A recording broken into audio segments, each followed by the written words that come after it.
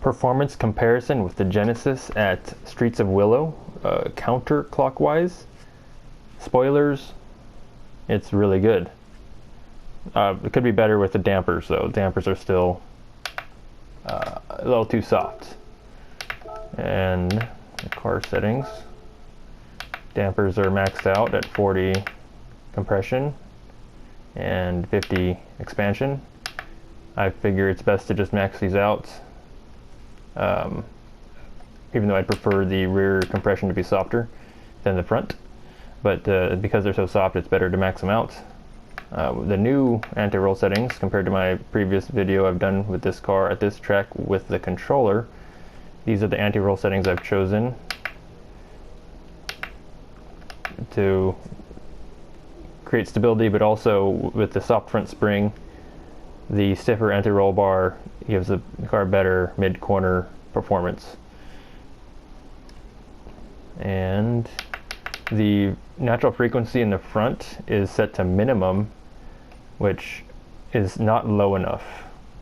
The approximate natural frequency of the front spring of a 2.5 something kilogram spring would be about 0.88 hertz natural frequency at this weight distribution and similar weight. I think the curb weight is supposed to be 35 or something on the website for this car. I don't know exactly why this is at 3,433. Whatever. It doesn't need to be exact.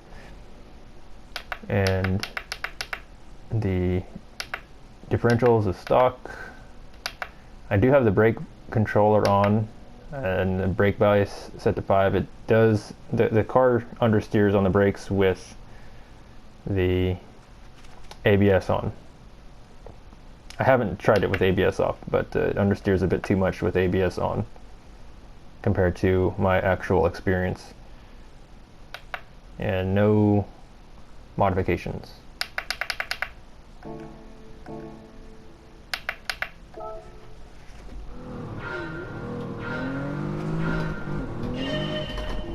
So I'm using an H pattern.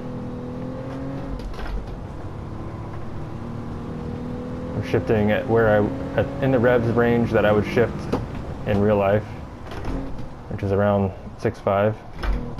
I think the game lets it rev out a little bit higher than that. Very sensitive on throttle, very realistic. Too much curb there. Don't shift.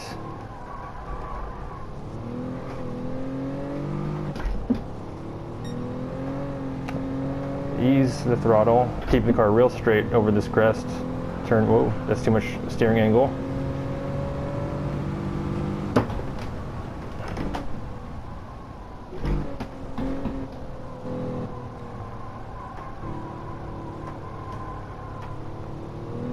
Smooth power delivery. Let the car rotate on throttle. Brake, left foot, downshift.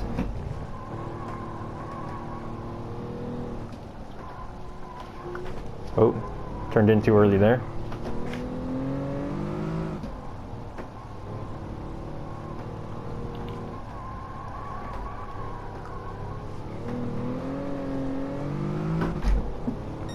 Gentle on throttle. Brake early for this turn. Always miss the apex here.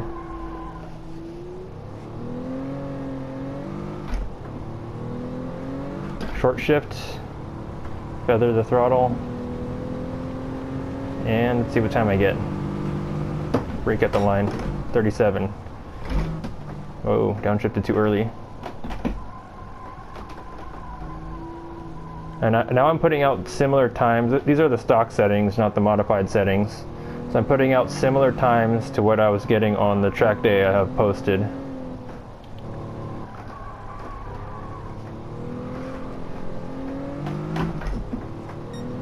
With a stiffer anti-roll in the front, it's getting pretty good mid-corner rotation.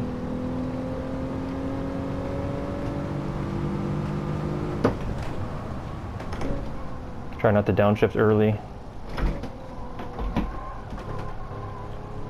The brakes don't feel accurate because it's too stiff. The brake pedal is actually too stiff for a natural road car, or normal road car.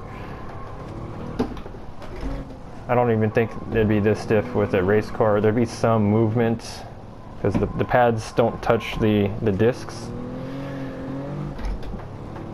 Oops, stay in second. The pads in a race car shouldn't be touching the discs.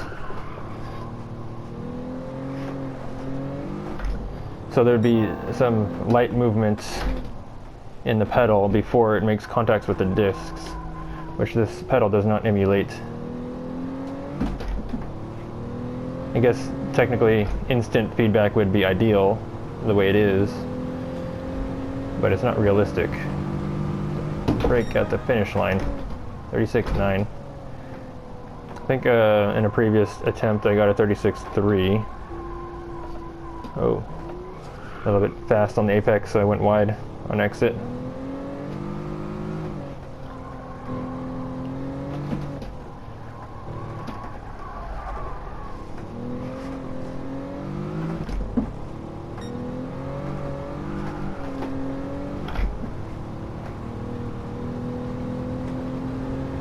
But this actually feels good to drive, apart from the soft dampers.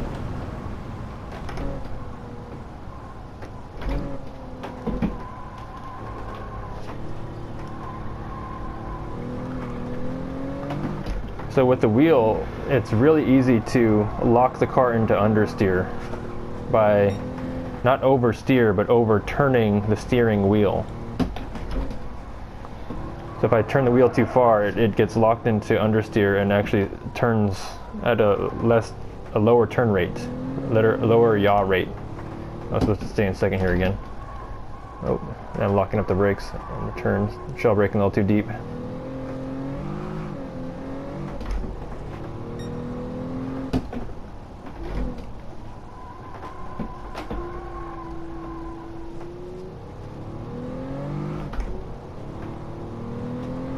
Short shift, feather the throttle, yeah, there we go. Take it wide, stay in fourth, brake at the finish line. Brake on the first apex, went a little bit wide.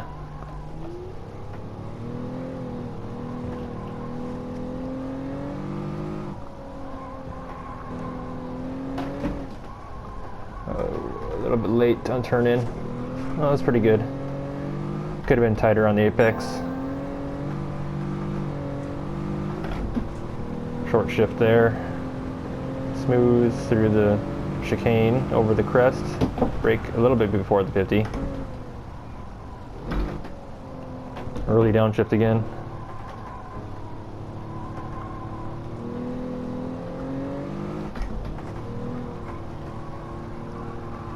So this feels really good, very, very realistic. Yeah, not perfectly accurate, but very good. Feels like I'm driving my car, except without the G's.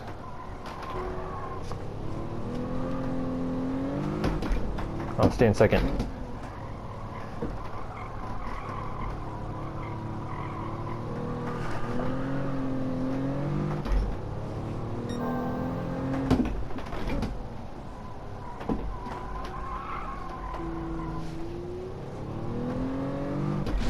Oops, missed the gear. So I could do the double clutch. I don't think it's worth doing in Gran Turismo.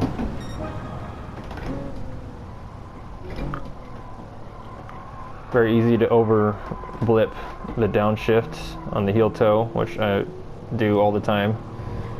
The throttle sensitivity is really high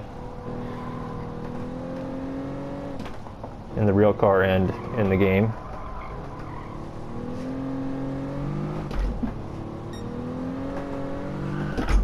Whoa. Okay, a little wobbly. Let's see if I can drift it. So I got a 36.39, so it's not that deep into the 0.3s. What am I trying to say? Power oversteer. Whoa. I think my wheel mount came loose. It did. So I don't have to gonna have to figure that out. Oh.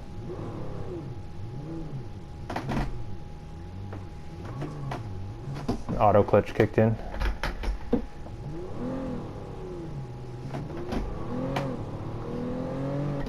So I need to mount my wheel better for drifting, or turn down my force feedback.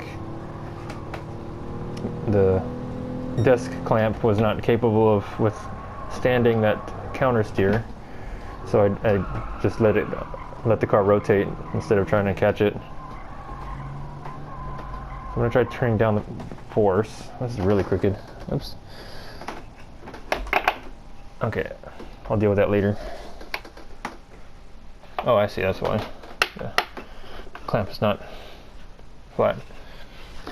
There's swivel points on there, and the clamp, well, I guess since it moved, it's probably why it wasn't flat. Alright, spending some time to adjust my wheel.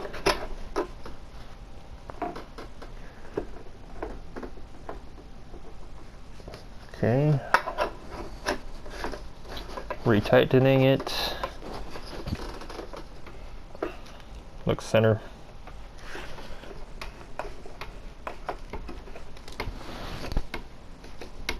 I don't want to over tighten it. I don't know how tight it can go. There we go. Alright. Back to some drifting. Let's see if I can over throttle it.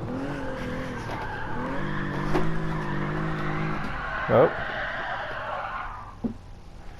Doesn't like high angles.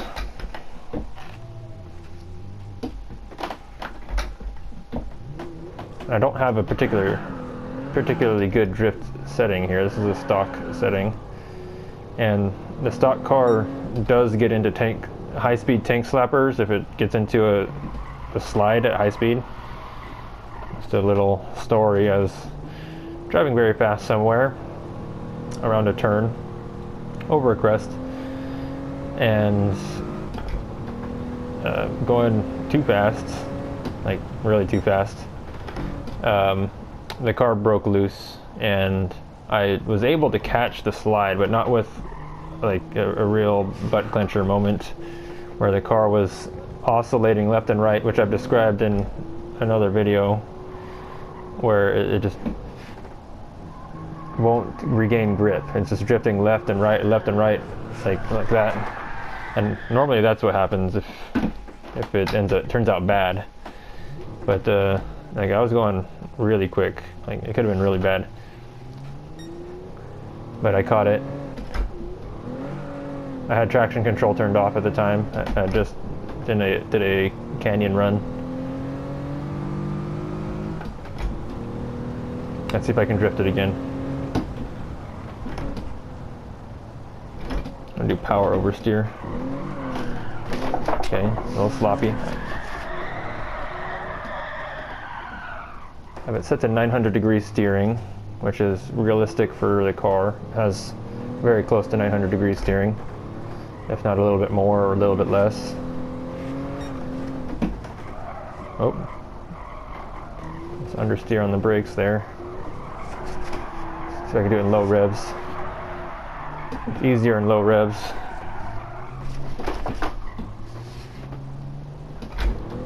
I think I'm just over throttling. That's why it's hard to catch at high angles.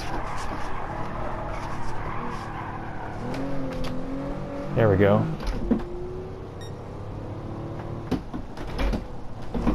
Nope. Need to do some aggressive Scandinavian flick. Oh, because the brakes understeer really bad.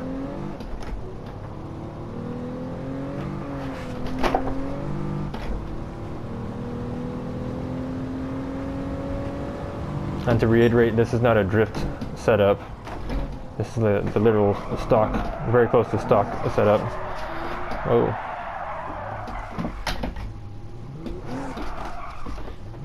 Wow.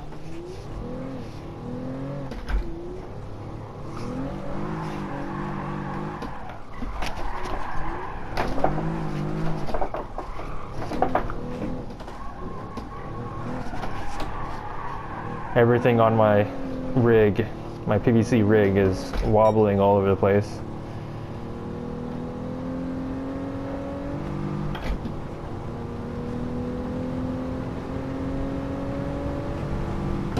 see, can I get it sliding on entry?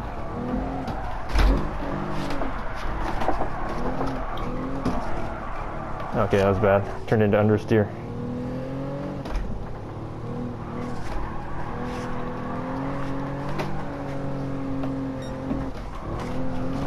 Oh, darn it. Overcorrected.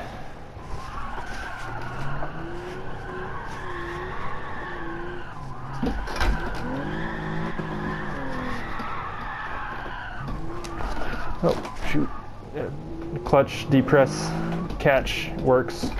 Just mash the clutch to maximum, catch the slide. I don't think this differential is tuned for drifting either.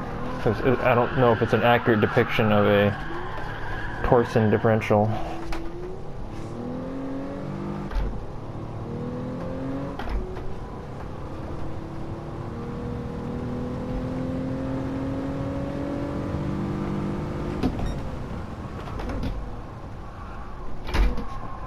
It doesn't want to Scandinavian flick if I'm braking too hard.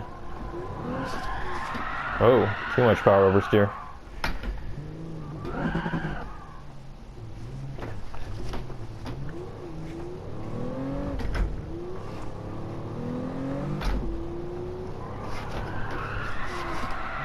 Oh man, that was awful.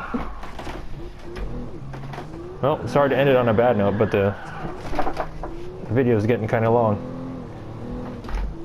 I'm very pleased and disappointed at the same time, just purely by the damper settings. Displeased by the damper settings, pleased by the fact that the car is simulated pretty darn well. And that's that. Till the next one.